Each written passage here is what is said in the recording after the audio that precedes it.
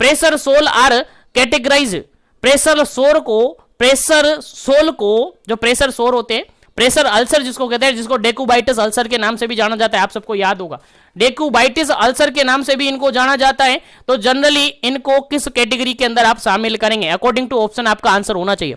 According to option, question चाहे कैसा भी हो, ऑप्शन सारे पढ़ने पड़ेंगे। देखिएगा, मैं आपको बार बार बोलता हूं, क्वेश्चन समझ में आना चाहिए पहले, तो उसके बाद आपको ऑप्शन भी समझ में आने चाहिए। ऐसा नहीं होना चाहिए क्वेश्चन समझ लिया, ऑप्शन समझ में नहीं आया, तुक्का लगा दिया, आंसर लग गया, नहीं। ठीक है, तो यहां पर प्रेशर जो अल्सर है उसको जनरली किस कैटेगरी के अंदर अपन शामिल करते हैं? देखिए, पहला ऑप्शन है यहां पर एक्यूट वुंड उसको कहेंगे, सेकंड ऑप्शन है यहां पर क्रोनिक वुंड उसको कहेंगे, थर्ड ऑप्शन यहां पर पार्शियल थिकनेस वुंड उसको कहेंगे, और फोर्थ ऑप्शन यहां पर क्लोज वुंड उसको कहेंगे। उम्मीद है सभी को याद होगा, क्योंकि प्रेशर सोल जिसको जनरली अपन डेक्यूबाइटिस अल्सर के नाम से जानते हैं, और जनरली इसी को बेड सोर के नाम से भी जानते हैं। किस नाम से जानते हैं? बेड सोर के नाम से भी जानते हैं। सबने अच्छी तरीके से पढ़ा होगा इसके बारे में। तो जनरली जो बेड सोर होते हैं, डेक्यूबाइटिस अल्सर होते हैं, प्रेशर अल्सर होते हैं, जनरली किस कैटेगरी के अंदर शामिल होते हैं? उम्मीद है सबको समझ में आ गया। बिल्कुल आंसर बता दीजिएगा फटाफट से, क्या इसका करेक्ट आंसर होगा। चलेगा, यहां पर अगर बिल्कुल करेक्ट आंसर की बात करें तो ऑप्शन नंबर यहां पर सेकंड बिल्कुल करेक्ट आंसर होगा।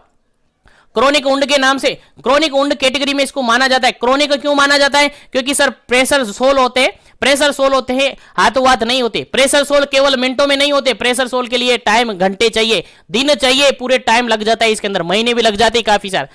जनरली प्रेशर सोल किसके अंदर देखने को मिलता है? जनरली जो प्रेशर सोल होते हैं जनरली किसके अंदर देखने को मिलता है?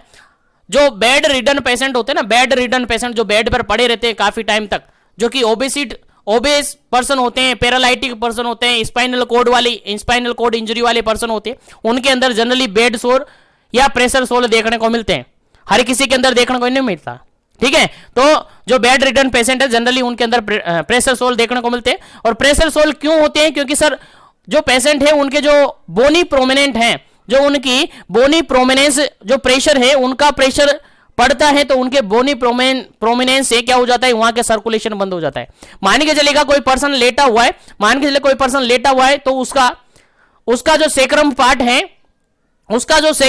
उसका इसके पुला है, उसका ऑसिपिटल रीजन है, ये बेड से टच रहेंगे और लॉन्ग टाइम तक अगर टच रहेंगे, पोजीशन चेंज नहीं करता रहेगा, वो लॉन्ग टाइम तक टच रहेंगे, तो वहां जो है ब्लड प्रेशर, जो ब्लड सर्कुलेशन है वो क्या हो जाएगा? कम हो जाएगा। ब्लड सर्कुलेशन क्या हो जाएगा? डिक्रीज हो जाएगा। और डिक्रीज हो जाएगा तो वहां की सेल्स ऑटोमेटिकली डेथ होने लगेगी, वहां की सेल्स की सेल टिश्यू की डेथ होने लगेगी, तो धीरे धीरे वहां पर उंड बन जाएंगे। और उंड बनने के लिए केवल एक दिन नहीं चाहिए, उंड बनने के लिए टाइम लगता है, महीने भी लग सकते हैं, साल भी लग सकते हैं।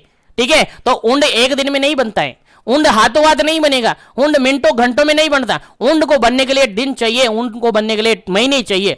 तो इस टाइप का अगर अल्सर है, that is a pressure ulcer, और इनको बेड अल्सर भी कहते हैं, बेड सोर भी कहते हैं, और डेक्यूबाइटिस अल्सर भी कहते हैं, जिनको जनरली कौन सी कैटेगरी में रखेंगे? क्रोनिक में रखेंगे, क्योंकि एक्यूट में रख नहीं सकते, क्योंकि सडनली हुए नहीं है, काफी टाइम पीरियड प्रोग्रेसिवली ये हुए, इसलिए क्रोनिक वुंड इसको माना जाता है। याद रखिएगा, काफी इंपॉर्टेंट क्वेश्चन है आपके एग्जाम पॉइंट ऑफ व्यू से।